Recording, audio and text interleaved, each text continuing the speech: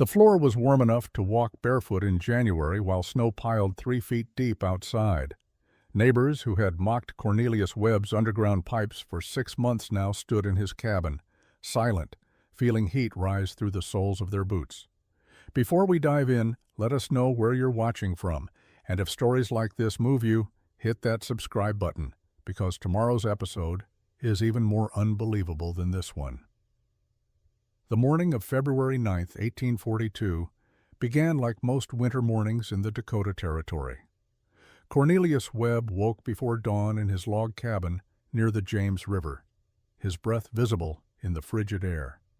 He could hear wind driving snow against the walls, the same relentless wind that had blown for 3 days straight. He rose from his bed and walked across the floor, the planks so cold they burned the soles of his feet even through wool socks. This was normal. Every cabin in the settlement had floors that felt like ice from November through March. You dressed quickly, got the fire going, and accepted that your feet would be numb until the room warmed enough to take the edge off. But that morning was different because of the sound coming from the corner where his youngest daughter slept. Sarah was 6 years old, the fourth of Cornelius's 5 children. She had been coughing for 2 days, a wet, rattling cough that kept getting worse despite the remedies his wife Margaret had tried. Cornelius walked to Sarah's bed and found her burning with fever, her small body shaking under 3 layers of blankets. The bed was against the exterior wall, the coldest spot in the cabin. Even with blankets piled on, the cold seeped up through the floor and radiated from the log walls. Margaret was already awake, had probably been awake all night, sitting beside Sarah with damp cloths and whatever comfort she could provide. They tried everything that day. Margaret made poultices and teas from herbs she had dried the previous summer. Cornelius kept the fire roaring, burning through wood faster than usual, trying to warm the cabin enough to ease Sarah's breathing. He stuffed rags along the base of the walls where wind found gaps in the chinking. He hung blankets across the doorway to trap what little heat the fireplace produced. None of it helped. The cabin had a single fireplace on one wall. The area directly in front of the fire became almost too hot to approach, but 10 feet away the temperature dropped dramatically. Heat rose to the ceiling and escaped through gaps in the roof. The floor remained bitterly cold, no matter how much wood burned. By evening, Sarah's breathing had become labored. By midnight, it was clear she was losing the fight. Cornelius sat beside her bed, holding her small hand, feeling the cold floor beneath his knees.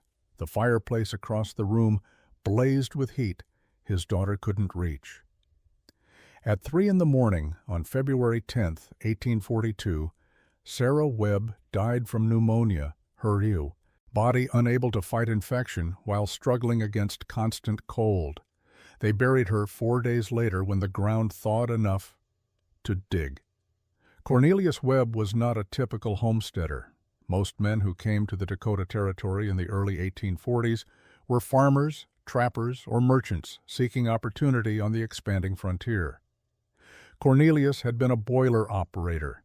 For 8 years before moving west, he had worked on steamboats running the Mississippi River between St. Louis and New Orleans. He understood steam pressure, heat transfer, and the physics of moving thermal energy through iron pipes. He knew how boilers worked, how steam carried heat, how condensation returned water to be heated again in closed-loop systems. This knowledge set him apart from his neighbors, though not in ways they valued. He had come to Dakota Territory in 1840 with his wife Margaret and their children, seeking land and independence. The steamboat work had paid well, but it kept him away from his family for weeks at a time. The river was dangerous. Boiler explosions killed crews regularly. Cornelius wanted a different life, a safer life, and the homestead opportunities drew him west. He filed his claim, built his cabin using standard frontier methods, and began farming land that had never seen a plow. The work was brutal and unfamiliar. He had calluses from shoveling coal and handling iron pipe fittings, not from swinging an axe or guiding a plow team. His neighbors were patient with his farming mistakes, recognizing he was learning a trade far different from his previous occupation. But they also thought he was odd. Cornelius would sometimes spend evenings sketching mechanical diagrams on spare paper, drawing pipes and valves and pressure systems that had no obvious purpose on a frontier homestead. When problems arose, he approached them like engineering challenges rather than accepting them as inevitable hardships. When his plow broke, he didn't just repair it.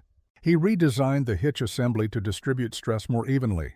When his well pump failed, he rebuilt it with leather gaskets.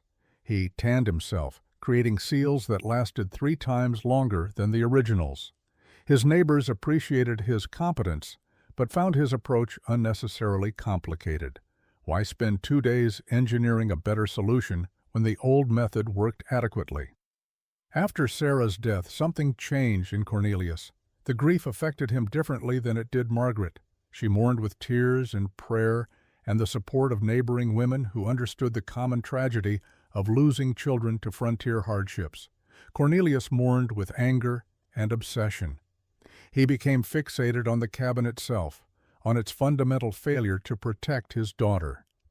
He would stand in the center of the room, feeling the fire's heat on one side of his body and cold air on the other, recognizing the inefficiency as a solvable problem. Heat was energy. Energy could be moved, stored, and distributed. He had spent 8 years moving heat through steamboat boilers and heating systems. The principles didn't change just because the application was different. His neighbors noticed him spending hours staring at his fireplace, measuring distances, sketching designs. They assumed he was still grieving. They were right, but they didn't understand that his grief had transformed into something focused and technical. The memory that wouldn't leave Cornelius alone came from a factory he had visited in St. Louis 3 years earlier. The building manufactured industrial valves and pipe fittings, the kind of heavy iron components used in steamboat construction. Cornelius had gone there to purchase replacement parts for his boat's heating system.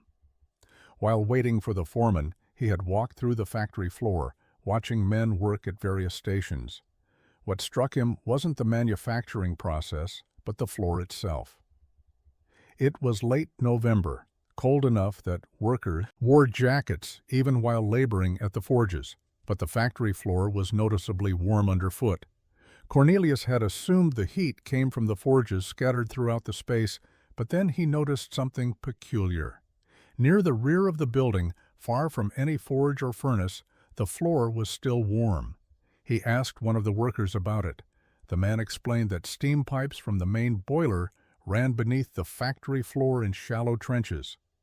The pipes distributed steam to various machinery stations, but they also radiated heat into the floor itself. The concrete and earth absorbed the heat and held it for hours. Even after the boiler shut down at night, the floor remained warm until morning. Cornelius had found this interesting, but hadn't thought much about it at the time. It was an incidental benefit of industrial pipe routing, not an intentional design feature. But now, sitting in his cabin, with cold floor planks under his feet, the memory returned with new significance. The factory floor had been warm not because of direct fire, but because of heat stored in thermal mass beneath the surface. The earth itself had become a radiator, releasing absorbed heat slowly and evenly across the entire floor area. He began calculating in his mind. His cabin floor was dirt covered with planks. Beneath those planks was several feet of earth, then bedrock. If he could run heated pipes beneath the floor, the earth would absorb heat just like the concrete in the factory. The thermal mass would store energy and radiate it upward. Instead of heating air that rose to the ceiling and escaped, he would be heating the ground itself, creating a warm surface that covered the entire cabin floor. The concept was simple in theory, but complex in execution. He would need a heat source that could warm water or steam. He would need pipes that could withstand pressure and temperature. He would need a way to circulate the heated fluid through a network beneath the floor. He would need valves to control flow and pressure gauges to monitor the system. Most challenging, he would need to excavate beneath his existing cabin floor without undermining the structure's integrity. Cornelius spent 2 weeks refining the design on paper. He drew cross-sections of the cabin showing pipe placement. He calculated the spacing needed for even heat distribution. He estimated the thermal mass of the earth beneath the floor and how long it would take to charge that mass with heat. The engineering consumed him completely. In April of 1843, Cornelius traveled to Fort Pierre, the nearest trading post with access to manufactured goods shipped upriver from St. Louis. He carried with him a detailed list of items and a letter of credit that representing nearly every dollar he had saved from 2 years of farming. The trader read through Cornelius's list with growing confusion. 1 industrial heat exchanger with pressure vessel, 12 inches diameter, 36 inches length, rated for 100 pounds per square inch steam pressure. 4 pressure gauges with brass fittings, 6 gate valves, iron construction, threaded connections. 200 feet of iron pipe, 1-inch diameter, threaded ends. 40 flanged joint connectors. 1 roll of hemp packing for seals. 5 pounds of graphite packing. The trader asked what Cornelius was building. A heating system, Cornelius replied, for his cabin. The trader assumed he meant a better fireplace, or perhaps a wood stove. When Cornelius explained he was installing underground pipes to heat his floor, the trader's expression shifted from confusion to amusement. He had seen frontier eccentricity before, but this seemed particularly elaborate. The equipment Cornelius ordered would cost more than 2 adult horses, more than a year's supply of staple goods, more than the value of most frontier cabins, including the land they sat on. The trader asked if Cornelius was certain. Cornelius was certain. The Pate order would take 3 months to arrive, shipped upriver on the next steamboat from St. Louis. Cornelius paid a deposit and returned to his homestead. Word of his purchase spread through the small settlement before he arrived home. The community consisted of perhaps 20 families scattered along a 10-mile stretch of the James River Valley. News traveled through visits, through chance encounters at the river, through children playing together while parents worked. By the time Cornelius reached his cabin, his neighbors already knew he had spent a fortune on factory equipment to heat his floor. The reactions ranged from concern to mockery. Some neighbors worried that grief over Sarah's death had affected Cornelius's judgment. They approached Margaret privately, asking if she was aware of what her husband was planning, suggesting gently that perhaps he needed time to recover his senses. Margaret defended Cornelius, though privately she shared some of their concerns. The money he had spent represented security for their family. If his experiment failed, they would face the next winter with depleted resources and no way to recover the investment. Other neighbors were less gentle. They called it Webb's folly, said he was trying to build a steamboat on dry land, joked that he should have stayed on the river where his factory thinking belonged. The criticism wasn't mean-spirited, but it was persistent. The equipment arrived in early August of 1843. Cornelius borrowed a wagon and made the 2-day journey to Fort Pierre to collect it. The heat exchanger alone weighed nearly 200 pounds, a massive cylindrical pressure vessel with riveted iron construction and brass fittings. The pressure gauges were precision instruments, delicate glass faces mounted in heavy brass housings. The iron pipes came in 10-foot sections, each piece threaded on both ends for assembly. Loading everything into the wagon required help from 3 men at the trading post. The return journey was slow, the wagon heavily laden, and Cornelius spent those 2 days imagining the installation process, reviewing his designs mentally, anticipating problems. When he arrived home, several neighbors came to see the equipment. They examined the heat exchanger with curiosity, noting its industrial construction, the quality of the metalwork, the professional manufacturing. This wasn't frontier blacksmith work. This was factory-made machinery designed for serious industrial applications. The contrast between this sophisticated equipment and the simple log cabin where Cornelius planned to install it seemed absurd. One neighbor asked what would happen if the pressure vessel exploded. Cornelius explained the safety margins built into the design, the pressure ratings, the relief valves that would prevent overpressurization.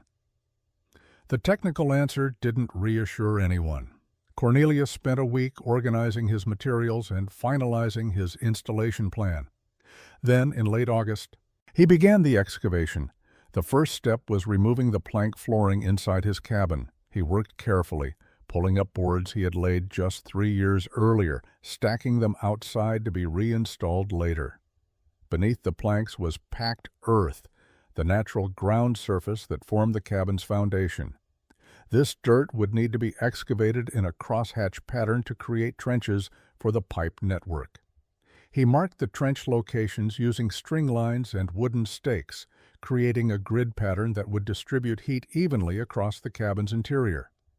The main trunk lines would run the length of the cabin, roughly 12 feet, with smaller distribution lines branching perpendicular every 2 feet. The trenches needed to be deep enough to bury the pipes below the eventual floor surface, but shallow enough that the heat could radiate upward effectively. Cornelius calculated 6 inches as the optimal depth. The digging was brutal work. The earth was packed hard from years of foot traffic and natural settling. Cornelius worked alone, using a mattock to break the soil and a shovel to remove it. Each trench was 8 inches wide to accommodate the pipe diameter and allow for proper bedding.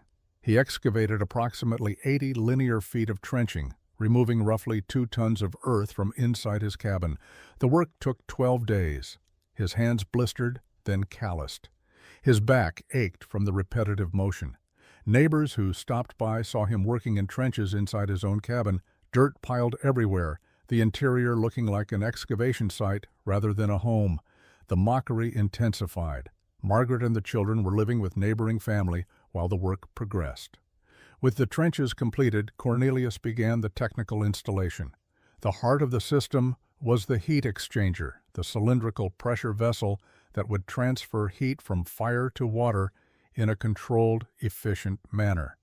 He positioned it in the northwest corner of the cabin near the existing fireplace, but not directly adjacent. The exchanger sat on a foundation of flat stones he had carefully leveled, creating a stable platform that would support the vessel's weight, plus the weight of water it would contain when operational.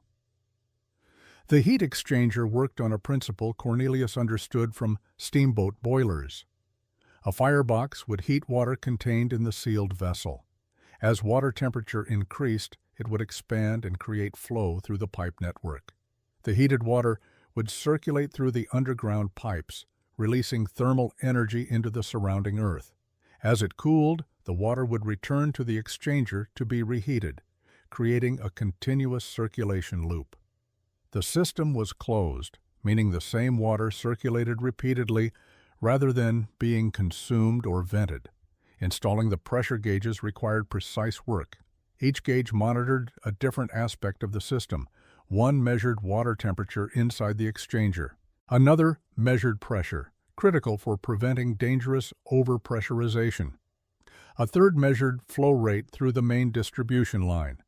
Cornelius mounted these gauges on top of the cylindrical vessel, drilling and tapping threads into the iron shell, sealing each connection with hemp packing and graphite paste. The work demanded accuracy. A leak at pressure could spray boiling water across the cabin. Each fitting had to be perfect. The valve installation was equally critical. Gate valves controlled flow to different sections of the pipe network, allowing Cornelius to balance heat distribution and isolate sections for maintenance. He installed a master valve at the exchanger outlet, then secondary valves at each branch point in the distribution network. Each valve had to seal completely when closed and allow unrestricted flow when open. He tested each one multiple times before permanent installation, working the handles through their full range of motion, checking for smooth operation. The pipe network assembly began with the main trunk lines. Cornelius laid iron pipes in the excavated trenches, connecting 10-foot sections using threaded joints sealed with hemp and graphite. Each joint had to be tightened precisely. Too loose and it would leak. Too tight and the threads could strip or the pipe could crack.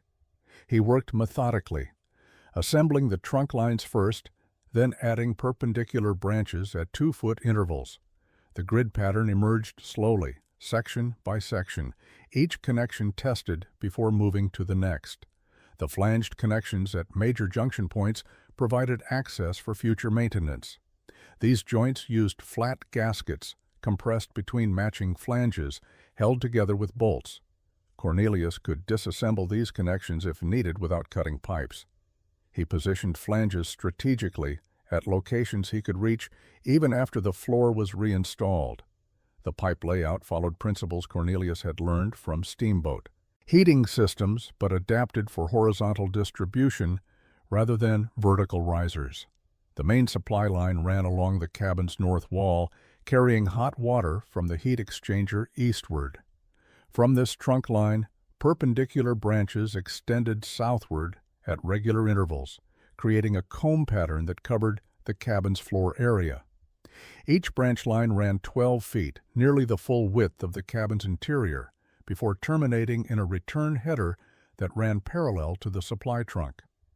The return header collected cooled water from all branches and directed it back to the heat exchanger for reheating. The spacing between branch lines was critical. Too far apart, and cold spots would develop between pipes. Too close together, and the system would waste heat through overlapping coverage. Cornelius calculated that 2-foot spacing would provide even coverage given the thermal conductivity of moist earth and the expected operating temperature of the water. Each branch line would create a zone of warmth roughly 18 inches wide, with adjacent zones overlapping slightly to eliminate gaps. Bedding the pipes properly required attention to detail. Cornelius couldn't simply lay iron pipes on the trench bottom. Uneven support would stress the joints and potentially cause leaks. He created a bedding layer using fine sand, spreading it evenly in each trench and compacting it with a wooden tamper he made for the purpose. Each pipe section was laid on this prepared bed, supported continuously along its length. At joints and connections, he built up the sand to maintain level support without creating stress points. After laying and connecting each section, Cornelius backfilled around the pipes using the excavated earth. He worked carefully, adding soil in layers and compacting each layer to prevent future settling. The backfill needed to be firm enough to support the eventual floor, but not so compacted that it created excessive pressure on the pipes. He filled to within 2 inches of the original floor level, leaving space for a final bedding layer that would support the reinstalled planks. The total pipe length, including all branches, trunk lines, and return headers, exceeded 180 feet. Every foot of that length had to be leak-free. Every joint had to maintain integrity under thermal cycling as the system heated and cooled. Every connection had to withstand pressure from water expansion. Cornelius tested the network before completing the backfill by filling the system with cold water and checking every visible joint for seepage. He found 3 connections that needed tightening and 1 section where a pipe had settled unevenly, creating stress on a joint. He corrected these issues and tested again. No leaks. The final step before reinstalling the floor was adding a thermal distribution layer over the pipes. Cornelius spread a 2-inch layer of damp clay over the backfilled trenches, creating a continuous heat-conductive mass. The existing fireplace was standard frontier construction, built from river stones mortared with clay. It served its purpose adequately for cooking and providing direct radiant heat, but it was wildly inefficient. Most of the heat generated by burning wood went straight up the chimney, lost to the outside air. Cornelius needed to capture that heat and transfer it to water in his closed-loop system without rebuilding the entire fireplace. His solution was a water jacket, a containment system that would surround the firebox with circulating water. He fabricated the water jacket from sheet iron he had ordered, along with his other supplies. The design was simple but effective. He created a rectangular box from iron panels, open on one side to face the fire, closed on the other 5 sides to contain water. The box would sit inside the existing fireplace, surrounding the fire on 3 sides and above. Water would enter the jacket through a pipe connection at the bottom, circulate around at the hot iron surfaces, and exit through a connection at the top, heated to near boiling. The heated water would flow to the heat exchanger, where it would transfer energy to the main system water through the exchanger's internal passages. Installing the water jacket required partial disassembly of the fireplace. Cornelius removed stones from the interior surfaces, creating space for the iron box. He positioned the jacket carefully, ensuring adequate clearance for combustion air while maximizing the surface area exposed to fire. The iron panels would get incredibly hot during operation, hot enough to glow red in places, so he needed to ensure they were surrounded by water at all times. Operating the jacket dry would cause the iron to fail catastrophically. He connected the water jacket to the heat exchanger using insulated iron pipes. Insulation was crude but necessary.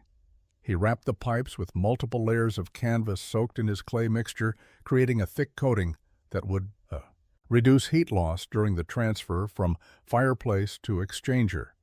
The connection points required careful sealing. These joints would experience significant thermal expansion as they heated and cooled with each fire cycle.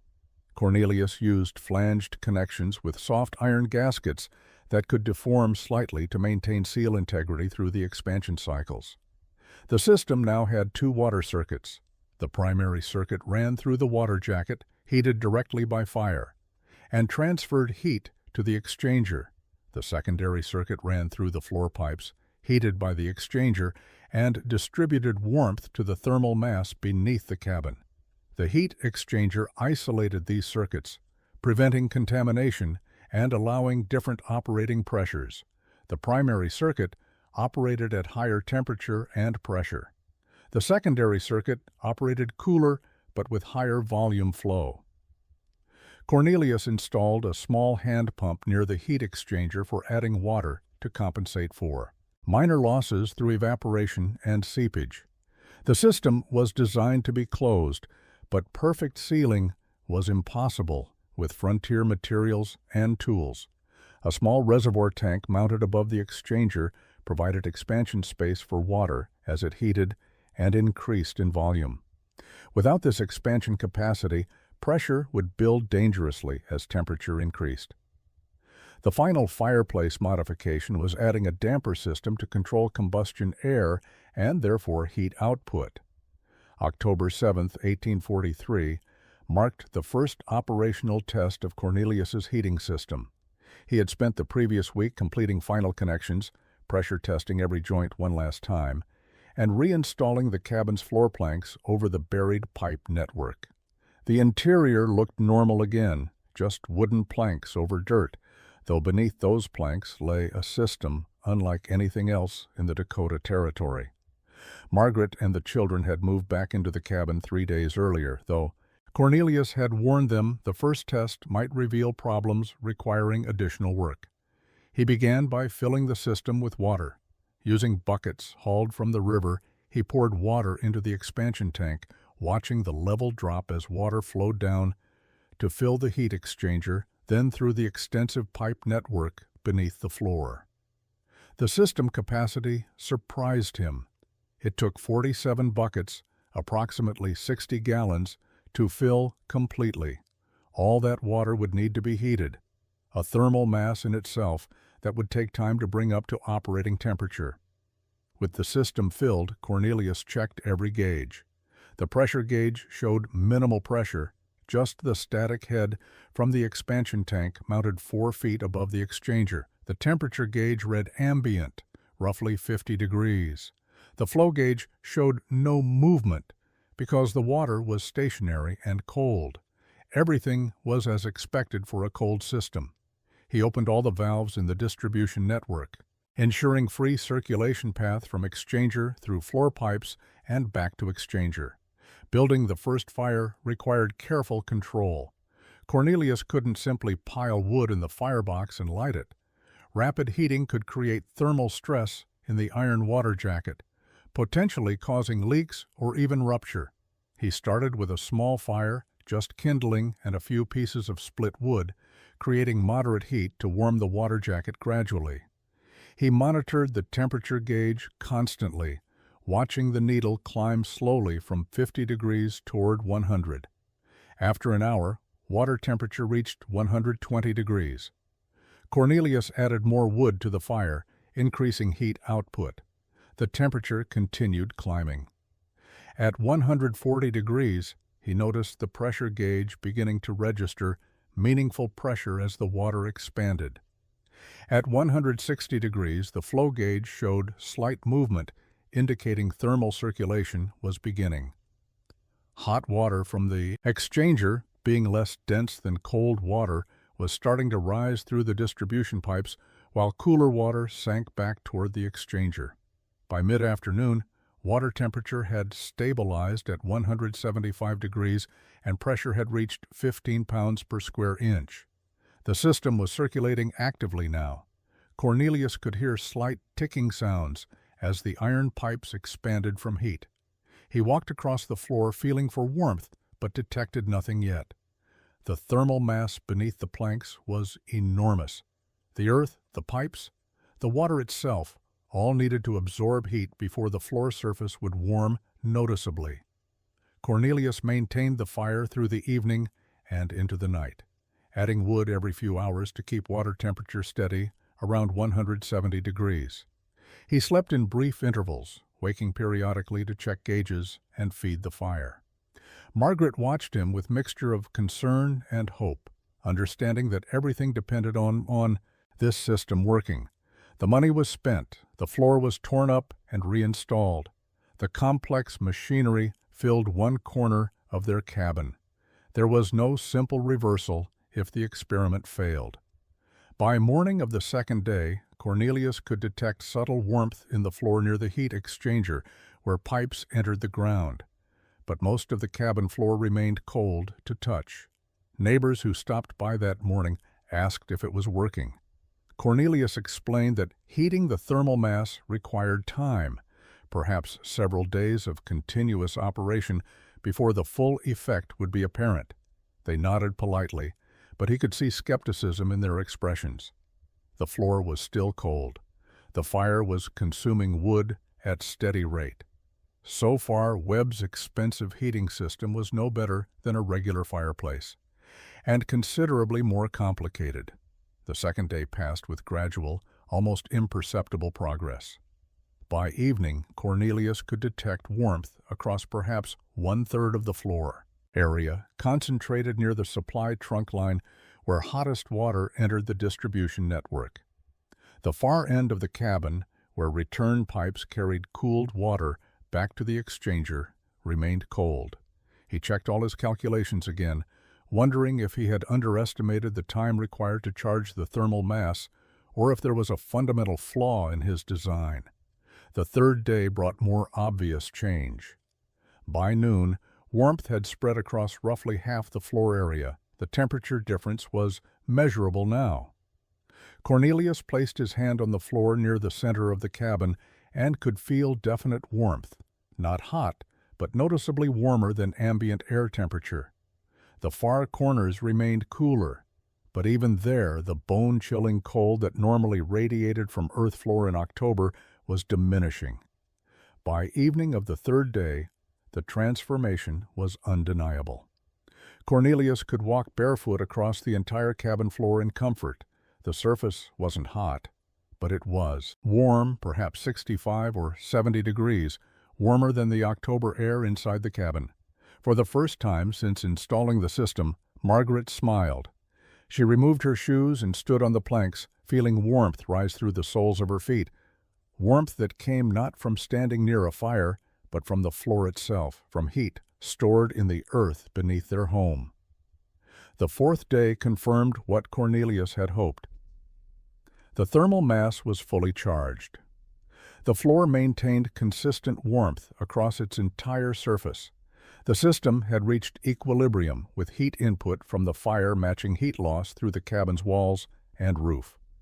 The floor temperature stabilized at 68 degrees.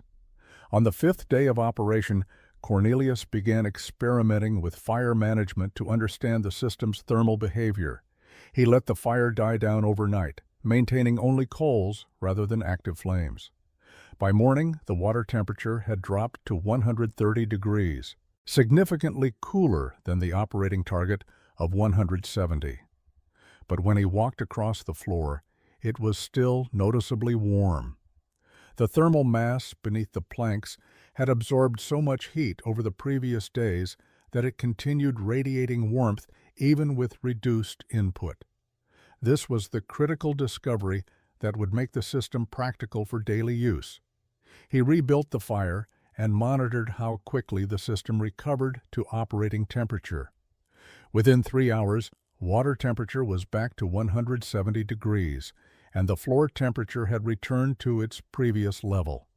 The thermal mass acted like a battery, storing heat during active firing and releasing it gradually during periods of lower input. This meant Cornelius didn't need to maintain constant high heat. He could fire heavily once or twice per day and let the stored thermal energy carry through the intervals between firings. Over the next week, he developed an operational rhythm. Morning firing brought the system up to temperature. The fire burned hot for 3 to 4 hours, heating water aggressively and charging the thermal mass. Then he let it die back to coals while the stored heat radiated through the floor. Evening firing repeated the cycle, ensuring the thermal mass stayed charged overnight. This schedule required less total wood than keeping a conventional fireplace burning continuously, because the system captured and stored heat instead of letting it escape up the chimney. Margaret noticed the difference in how the cabin felt. With a conventional fireplace, temperature varied dramatically depending on proximity to the fire and time since last feeding. You were either too hot standing near the flames or too cold sitting across the room. The air near the ceiling was warm while the floor remained frigid. With radiant floor heating, the temperature was remarkably uniform. The warmest spot and the coldest spot in the cabin differed by only a few degrees. More importantly, the warmth came from below, rising through the living space rather than stratifying near the ceiling. The children adapted immediately to the warm floor. They played on it, sat on it, and slept on it without the layers of blankets previously necessary. Margaret found herself walking barefoot inside the cabin, something she had never done during cold months in their previous years on the frontier. The simple comfort of warm feet changed the entire experience of winter living. Small tasks that had been miserable in freezing conditions became merely routine. By late October, Cornelius felt confident enough in the system to invite neighbors to evaluate it. He didn't announce or promote the invitation. He simply mentioned to a few families that his heating system was operational and they were welcome to visit if curious. Word spread quickly. Within 3 days, nearly every family in the settlement had sent someone to see Webb's floor heating experiment. They arrived skeptical, having watched Cornelius spend months on this project while enduring considerable mockery. Cornelius understood that subjective impressions of warmth wouldn't convince skeptical neighbors. He needed objective measurements, numerical proof that his system delivered superior performance compared to conventional heating. The challenge was developing measurement tools with frontier resources. Thermometers existed, but they were expensive precision instruments rarely available at frontier trading posts. Cornelius would have to create his own temperature measurement system using materials he could fabricate or acquire locally. His solution came from remembering a simple thermometer design he had seen in a technical manual during his steamboat years. The principle was straightforward. Liquids expand when heated and contract when cooled. By sealing liquid in a glass tube with a narrow bore, small temperature changes would cause visible movement of the liquid level. Mercury was ideal for this application because it remained liquid across a wide temperature range and expanded uniformly. Cornelius didn't have mercury, but he did have alcohol, which would serve adequately for his purposes. He fabricated 3 crude thermometers using narrow glass tubes salvaged from broken lantern chimneys. Each tube was sealed at one end, partially filled with whiskey colored with berry juice for visibility, then sealed at the top with a cork that allowed minimal airspace. He marked each tube with reference lines by measuring known temperatures. Boiling water provided a fixed upper reference. Ice water provided a lower reference. He divided the distance between these marks into equal segments, creating a rough temperature scale. The instruments were imprecise by scientific standards, but sufficient for comparative measurements. He placed the first thermometer on the cabin floor near the center of the room, where radiant heating should be most effective. The second went on the floor of a neighbor's cabin built with identical dimensions and construction, but using conventional fireplace heating. The third he placed outside, sheltered from direct sun and wind, to measure ambient air temperature. Over the next 2 weeks, Cornelius recorded readings 3 times daily, documenting the temperature differences between his radiant heated floor and the conventional cabin's floor. The data was compelling. On a typical October day with ambient temperature around 40 degrees, the neighbor's cabin floor measured between 42 and 48 degrees, depending on time of day and fire status. The floor was barely warmer than outside air, sometimes actually colder if wind infiltration was significant. Cornelius's radiant heated floor consistently measured between 66 and 70 degrees regardless of time of day. The difference was 20 to 28 degrees, a massive improvement in thermal comfort. As November arrived and temperatures dropped, the contrast became even more dramatic. Ambient temperatures fell into the 20s at night. The conventional cabin's floor dropped to near freezing, sometimes showing frost in corners farthest from the fireplace. Cornelius's floor maintained 65 to 68 degrees consistently. On the coldest nights, when outside temperature reached 10 degrees, his floor remained 67 degrees, a difference of 57 degrees warmer than ambient conditions. January of 1844 brought weather that tested every structure and survival strategy in the Dakota Territory. A massive cold front pushed down from the Canadian plains, driving temperatures to levels that killed livestock and threatened human survival. On January 15th, the temperature dropped to 23 degrees below zero. Wind howled across the prairie, finding every gap in every cabin wall, turning simple cold into life-threatening conditions. This was the kind of weather that could kill a person in minutes if caught outside, without adequate protection. In conventional cabins throughout the settlement, families huddled near their fireplaces, burning wood as fast as they could feed it, trying desperately to maintain survivable interior temperatures. But the physics worked against them. Heat from the fire rose immediately to the ceiling, where it leaked through gaps in roof construction or simply accumulated uselessly in the upper air space. The walls and floors remained brutally cold. Families slept in layers of clothing under piles of blankets, often moving their beds within a few feet of the fire to survive the night. Water buckets froze solid indoors. Breath was visible even inside. The cold was relentless and penetrating. Cornelius's cabin faced the same exterior conditions, the same howling wind, the same extreme cold. But inside, the experience was entirely different. He maintained his normal firing schedule, building hot fires twice daily to keep the water system at operating temperature. The floor remained warm, 69 degrees on the coldest day, according to his crude thermometer. That measurement represented a 92-degree difference between the floor surface and the outside air temperature. The thermal mass beneath the floor had absorbed so much heat over months of operation that even extreme cold couldn't drain it faster than the system could replenish it. The contrast was most obvious at floor level. In conventional cabins, the floor was the coldest surface, colder than the walls, sometimes colder than the outside air due to ground conduction. People avoided sitting or lying on the floor. Children stayed off it. Everyone wore boots indoors. In Cornelius's cabin, the floor was the warmest surface. The children sat on it comfortably. Margaret worked at her table in bare feet. The family slept on beds with minimal blankets because the radiant warmth from below kept them comfortable through the night. Cornelius monitored his wood consumption carefully during the cold spell, comparing it to what he knew neighbors were burning. A conventional cabin required approximately 40 to 50 pounds of split wood per day to maintain barely adequate heat during extreme cold. Cornelius used 30 to 35 pounds daily. He was burning less fuel while achieving superior comfort.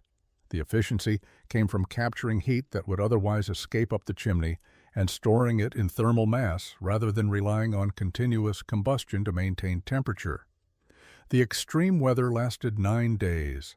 By the time temperatures moderated, every family in the settlement had burned through substantial wood reserves. Several families had nearly exhausted their winter supply and faced the prospect of cutting wood in brutal conditions to avoid freezing. Cornelius had depleted his wood supply less than expected and had maintained comfortable living conditions throughout. On January 24, 1844, the weather finally broke. Temperatures climbed back above zero and the wind diminished to tolerable levels. People emerged from their cabins to assess damage, check on neighbors, and share stories of survival through the worst cold most had experienced since arriving in the territory. The informal gathering that developed that afternoon centered initially on simple relief that everyone had survived, but the conversation inevitably turned to how different families had fared during the extreme conditions. Thomas Garrett mentioned that his family had slept in shifts with someone awake throughout each night to maintain the fire because letting it die even briefly would allow interior temperature to drop dangerously low. His wood consumption had been staggering, nearly depleting reserves he thought sufficient for the entire winter. Elizabeth Morton described water freezing in buckets less than 6 feet from their fireplace, and her children refusing to sleep because the cold floor beneath their beds was unbearable, even through thick blankets. Others shared similar experiences, a common narrative of hardship endured through relentless effort and resource consumption. Someone asked Cornelius how his family had managed. He mentioned they had slept normally, maintained their usual routine, and used less wood than anticipated. The response created immediate skepticism. Everyone knew about his underground heating system, the expensive experiment they had all watched with varying degrees of amusement and concern. But the assumption had been that such a complex system might provide marginal improvement at best, certainly not the kind of performance Cornelius was describing. Thomas Garrett said directly that it was hard to believe any cabin could be comfortable during weather that cold without burning massive amounts of fuel. Cornelius didn't argue.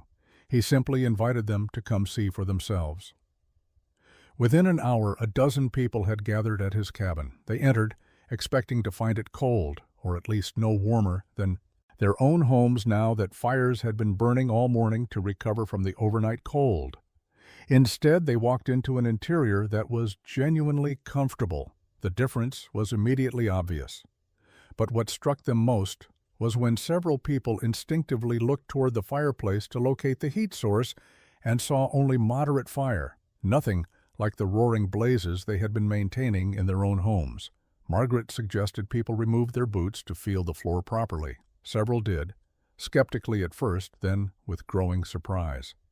The floor wasn't just less cold than expected, it was actively warm. Standing barefoot on wooden planks in January during a Dakota winter was absurd, yet here they were doing exactly that in comfort. Thomas Garrett knelt and placed his palm flat on the floor, holding it there for several seconds, feeling warmth radiate through the wood. He moved to different locations in the cabin, testing whether the warmth was localized near the fireplace or consistent throughout. It was consistent. The gathering shifted from social visit to technical examination. People wanted to understand how the system worked. Cornelius showed them the heat exchanger, explained the water circulation principle, described the pipe network beneath the floor. He walked them through the operational cycle, the thermal mass concept, the efficiency gains from capturing chimney heat. The questions started immediately and continued for hours. How much did the equipment cost? Where did you get the pipes? How deep are they buried? What prevents the water from freezing? Can it be installed in an existing cabin or only during construction? What happens if a pipe leaks? How do you control the temperature? Why doesn't the pressure vessel explode? The inquiries came from genuine curiosity now, rather than skepticism. These weren't people looking to find flaws in Cornelius's design. They were people trying to understand if they could replicate his success. Cornelius answered every question with patience and detail. The total cost had been substantial, equivalent to roughly 18 months of average farming income for a frontier homesteader. The equipment came from St. Louis through Fort Pierre, requiring advance order and freight payment. The pipes were buried 6 inches below the floor surface in a crosshatch pattern spaced 2 feet apart. The water couldn't freeze because it circulated continuously and was heated well above freezing temperature. The system could theoretically be retrofitted into existing cabins, though it would require removing the floor entirely and accepting weeks of disruption. Pipe leaks would require excavation to access and repair, but proper installation using quality materials should prevent leaks for many years. Temperature control came from managing fire intensity and circulation valve adjustment. The pressure vessel was rated for pressures far exceeding what the system would ever generate, with relief valves providing additional safety margin. Some questions probed deeper into the engineering principles. How did water circulate without a pump? Cornelius explained thermal siphoning, how heated water became less dense and rose while cooler water sank, creating natural circulation in a closed loop. Why use water instead of just running the fire's heat directly underground? He explained that water was an excellent heat transfer medium, capable of moving thermal energy efficiently from the fireplace to distant locations, and that it allowed pressure regulation and safety controls impossible with direct fire. Why bury the pipes instead of mounting them on walls like some fancy Eastern houses? He described thermal mass principles, how earth absorbed and stored heat far more effectively than air, creating stable temperature rather than the rapid fluctuations of air-based heating. 3 families expressed serious interest in installing similar systems.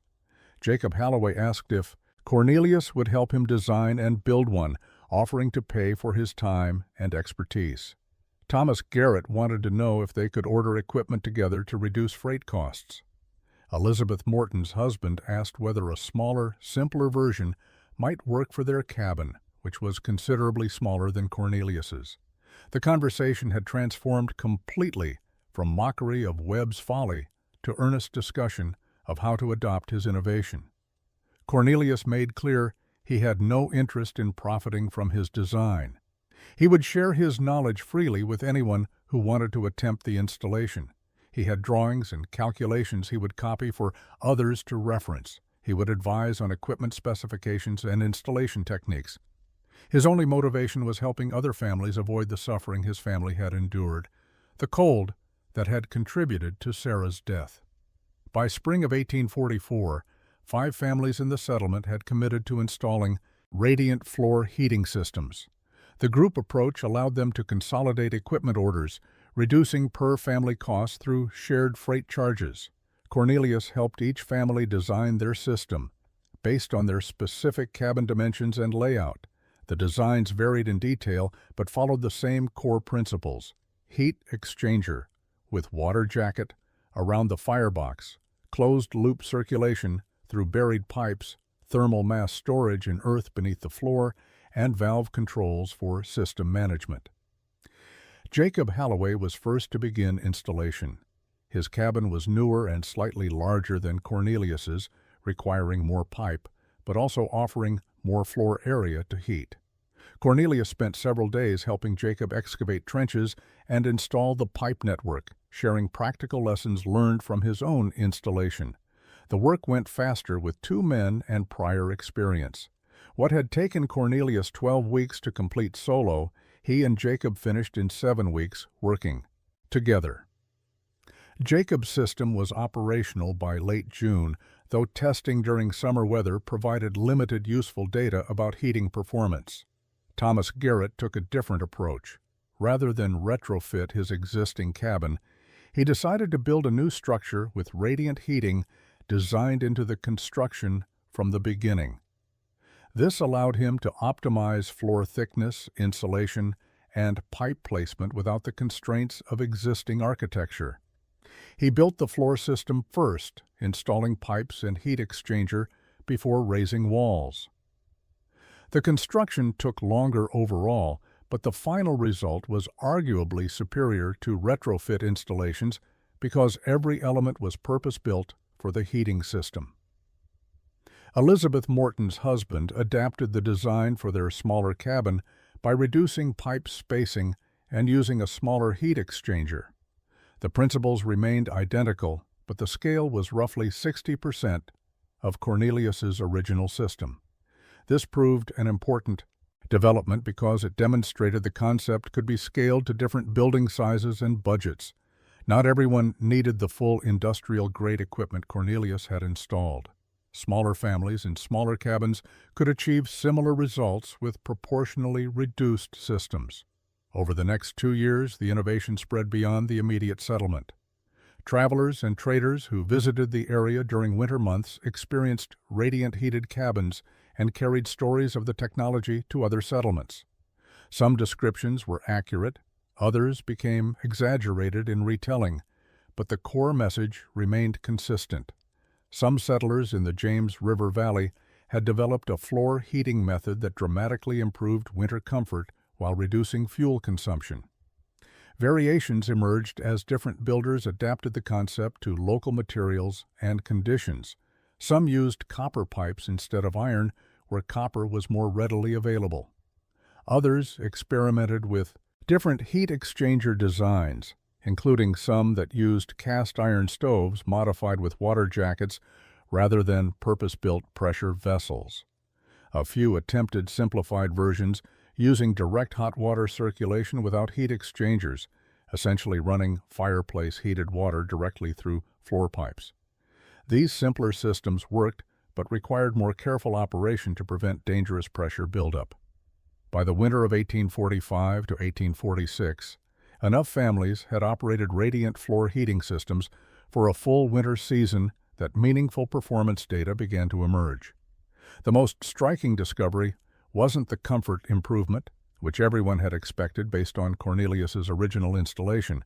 The surprise was the dramatic reduction in fuel consumption compared to conventional heating methods. Families kept informal records of wood usage, noting how many cords they burned through winter months and comparing those figures to their consumption. In previous years using fireplace heating, the pattern was consistent across all installations. Families with radiant floor heating used approximately 40% less firewood than they had consumed previously while maintaining superior interior comfort. The reduction was so significant that it initially seemed implausible. People recounted their numbers multiple times, wondering if they had miscalculated, but the evidence was undeniable. Wood piles that should have been depleted by February still held substantial reserves in March. Some families had overestimated their winter wood needs based on previous consumption and ended the season with excess supply. The efficiency gains came from multiple factors working together. First, the water jacket around the firebox captured heat that would otherwise escape up the chimney. In a conventional fireplace, perhaps 70% of the fire's heat went directly outside. With a water jacket, that heat was captured and transferred to the heating system. Second, the thermal mass beneath the floor stored heat and released it gradually over many hours.